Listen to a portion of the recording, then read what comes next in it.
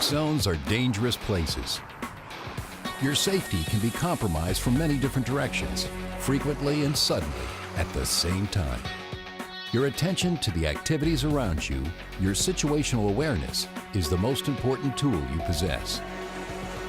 If you work in a highway work zone, you will be exposed to construction traffic, trucks, heavy equipment, earth movers. All are loud, big, and generate dust. They're hard to see around and may limit visibility. It can be difficult to keep track of all the movement happening at any moment, but maintaining awareness of your surroundings is essential for your safety. In addition to being closely aware of the construction activity around you, you may also be tasked with directing traffic around a construction site or through a work zone. Road building in Texas is a year-round and ongoing job. Our citizens are impacted daily by construction and need clear information and direction about their responsibilities in and near work zones. Delays and route changes can be frustrating for drivers. Use an effective and approved traffic control plan that minimizes the dangers for citizens traveling near a construction work zone. Your life, your co-workers, and the lives of the traveling public are at stake. Work zones can be described as an area of a highway with construction, maintenance, or utility work activities. A work zone is typically marked by signs, channelizing devices, barriers, pavement markings, and work vehicles. Equipment staging areas and support zones are also included. The presence of workers alone make it a work zone. Road builders face the challenge of providing a safe workplace while ensuring the safe movement of the public through that work zone. Complicating matters, those work zones are constantly in motion, always changing, as are the dangers associated with them. In the year 2009, over 100 workers died in accidents in road construction sites in Texas. That's more than any other state, and certainly more lives than we as Texans can tolerate. The three main types of employee injury incidents associated with fatalities are transportation incidents, which include workers being struck by vehicles or mobile equipment and collisions between vehicles, being struck by an object, and falls. Being struck by a vehicle or mobile equipment is the leading cause of fatal injuries in road building. Workers are more likely to be killed by construction equipment used on the site than by automobiles. Dump trucks, a common sight on construction projects, are particularly deadly. Situational awareness can help prevent all of these potentially deadly hazards. So pay attention to your surroundings and stay safe. In order to protect yourself, your co-workers, and maintain a safe workplace, you need to be able to recognize the hazards and dangers of your workplace. When you know the hazards, it's easier to control or avoid the risks. Your job includes identifying and recognizing hazards every single day. And every single day brings new challenges and a different set of risks. In this video, we'll look at three types of work zones: highway construction work zones, maintenance work zones, and utility work zones. We'll cover the hazards specific to each zone, discuss how to identify potentially risky situations, and look at ways to stay safe and prevent injury. Construction work zones are full of activity. Trucks, heavy equipment, and workers move together in concert, building roads for the citizens of Texas. We know that the biggest cause of fatalities in construction zones are transportation incidents. Transportation incidents include workers struck by vehicles and vehicle collisions. It also includes being run over, or backed over, or run off the road. Your best defense is a critical assessment of potential hazards. Identify these dangers and constantly update your mental risk assessment as conditions change. Heightened awareness and continuous reevaluation are essential. Most injuries happen when workers are distracted. Don't allow yourself to lose focus and be distracted by other activities like cell phone usage, complacency, horseplay, or weather conditions. Remember that when working around heavy equipment and trucks, they always have the right of way. The simple fact is, these vehicles have blind spots and cannot turn or stop quickly. Workers should always give equipment the right of way. Maintain a safety zone around operating equipment. This safety zone extends for 20 feet around the equipment. Do not enter on foot, drive, or park a vehicle in this area until you have communicated with the operator. Once you have identified the risks and potential hazards, establish your personal safety zone. Your personal safety zone is the space around yourself and your coworkers. This space should not be compromised under any circumstances. It provides a barrier of space that gives you time to react. This helps to ensure the safety zone is maintained. As with any job in a work zone, personal protective equipment is essential and required. It is your responsibility to make sure your equipment is in good condition and visible. Communicating with your coworkers is an important element within the work zone. Walkie-talkies and hand signals are ways to communicate within the job site. With hand signals, make sure that before the work begins, you're in agreement about the meaning of each signal. One good way to encourage clear communication is to have tailgate meetings before starting work each day. Each person working on the site that day should attend. TxDOT and contractors should come together to review the work activities scheduled for that day, plan the work, communicate the plan, and follow through, making safety a priority. Make note of activities that increase traffic on the site: concrete pours, beam sets, lay-down operations, panel placement. These activities increase the amount of traffic in work zones, areas that are already busy. Despite all this activity, it's actually possible to create tunnel vision. Tunnel vision is when you concentrate on your work to the point that you aren't aware of what's going on around you. The results can be fatal. Do not allow complacency. Instead, regularly scan the area around your personal safety zone for hazards. Stay alert for sounds or motions that could indicate danger, and as always, have an escape route. An escape route can be a lifesaver. All workers should have a pre-planned possible escape route. Since work zones are constantly changing, it's important that you make a new plan as the operation changes. Look at your work area and decide how you could escape if you needed to.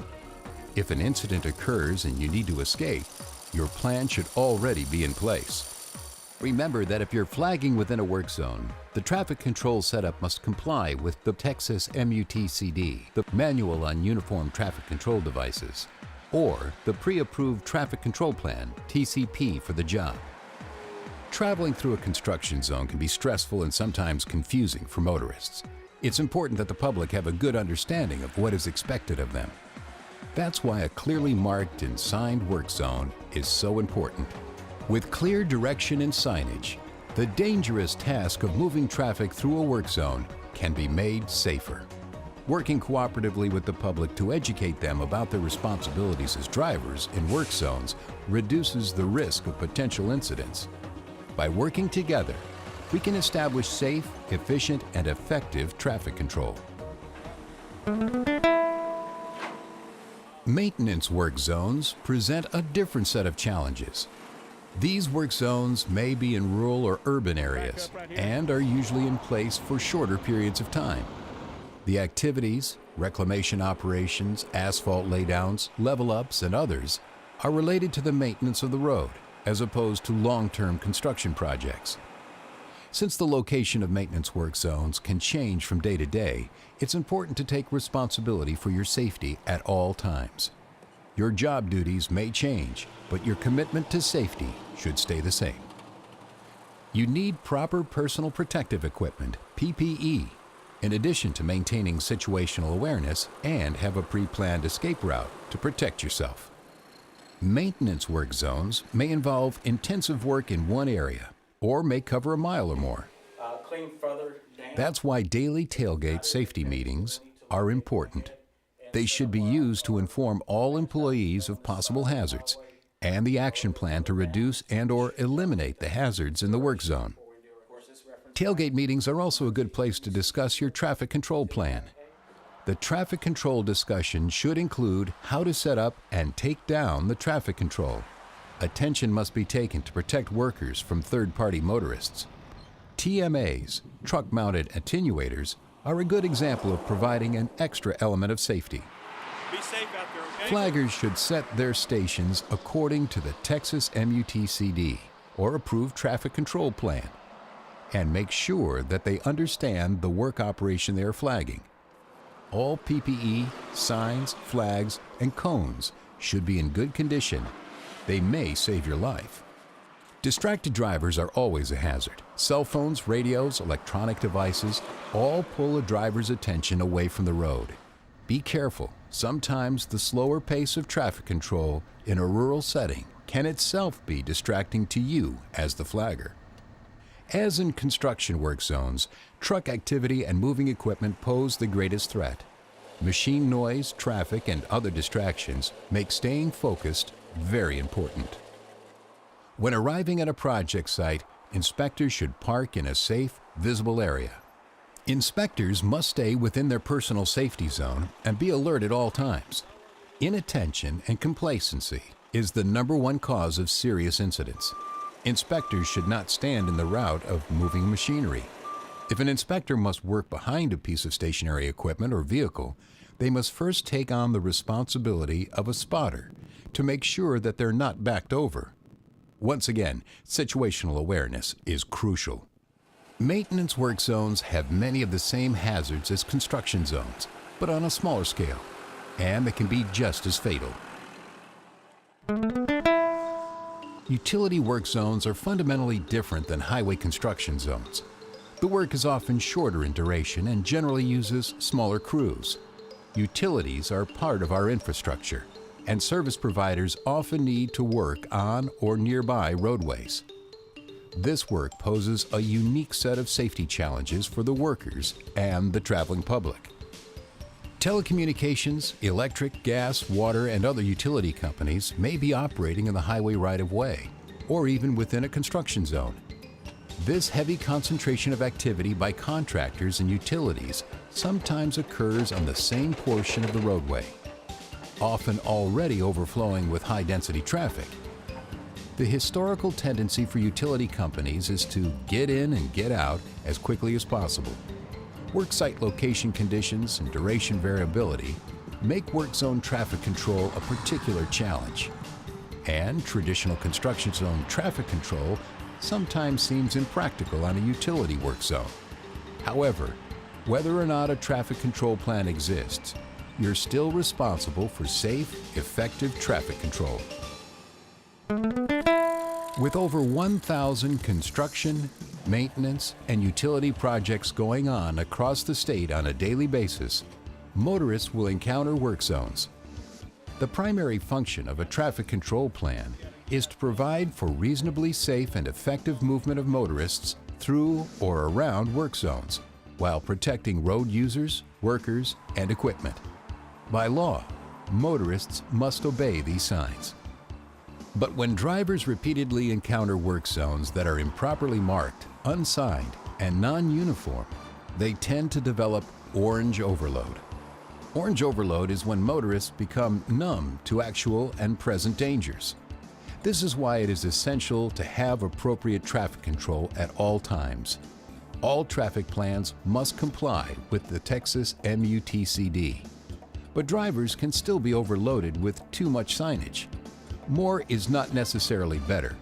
Keep it clear and simple. Whenever possible, use physical barriers like trucks or attenuators to stop out-of-control traffic. It's also a good idea to periodically drive through the work zone and look at your traffic controls from the perspective of the traveling public. Make sure the signage clearly and simply communicates what you're asking them to do. Let's review. When flagging, give strong, clear hand signals and try to make eye contact with the driver. Be aware of all the activity around you and stay alert for potential hazards. Those potential hazards can be impaired drivers, speeders, or distracted drivers. The most effective safety tool you possess is your awareness. Your ability to focus on your work while still maintaining your situational awareness is the key to safety. We've shown